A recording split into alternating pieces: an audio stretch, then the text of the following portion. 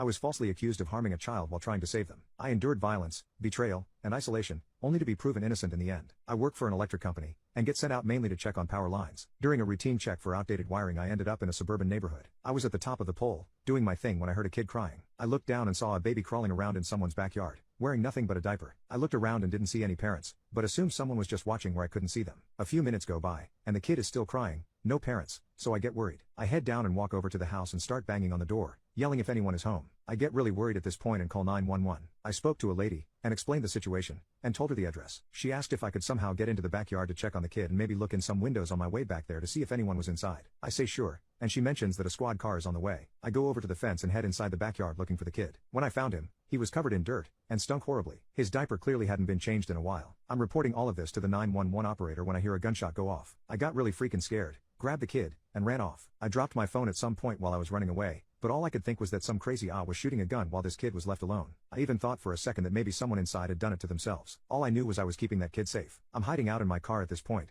when I see the squad car pass by me and head straight for the house. As I approach, I see the cops talking to this couple that look messed up as hell. Dirty clothes, saggy eyes, they were clearly on something. Suddenly the woman turns towards me and starts screaming. The guy with her bolts straight at me and decks me in the face. Next thing I know, he's grabbing the kid and I'm getting cuffed by the cops. I was so out of it, and it wasn't until they were dragging me to their squad car that I managed to find my voice. I started explaining how I was the one who called 911. And I found the kid in the backyard all messed up. Someone shot at me, so I took him to safety until they could get here. The woman comes up, tears running down her eyes, saying their baby was not in that horrible condition when they last saw him. I said, yeah, no poop, because you left him outside. She starts insisting she would never do that to her baby, and that I must have done something horrible to the kid after stealing him right out of their backyard. The guy admits he did shoot at me, but because he saw me stealing his child. I tell the cops this is crazy, and they can just check with the 911 operator about the whole thing. The cops shoved me in the car and said they'd check my story, then went back to the parents. A few minutes later, both cops get back into the car and drive away, leaving the kid with the couple. I started freaking out, asking what was going on, and why they were leaving the kid with a couple that obviously ignored their child. They told me to shut up, and that a disgusting pig like me didn't deserve to speak, that I'd get my day in court, and I'd suffer in jail for what I had done.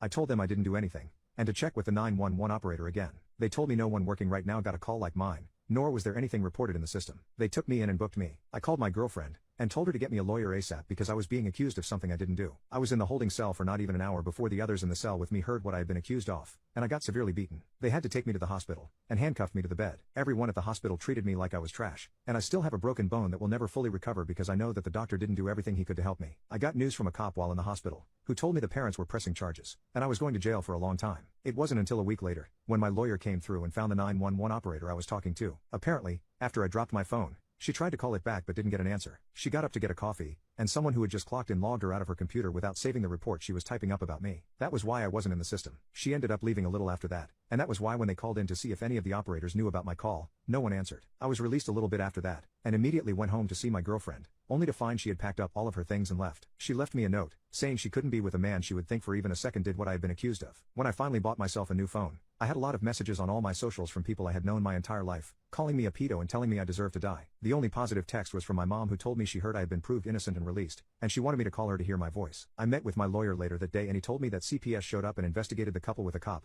only to find the couple passed out from shooting themselves up, and the baby, once again alone, in a soiled diaper. They took the kid into foster care and the couple got arrested. Their charge against me was dropped. He said I still had a court date, where the operator would have to testify about everything that happened, but that it was all going to be okay. I doubted that, since a lot of people in my life were still refusing to talk to me. Apparently, even if you are proven innocent, the feeling of disgust doesn't just go away once you've envisioned someone having done a horrible act. I can't really blame them, but still,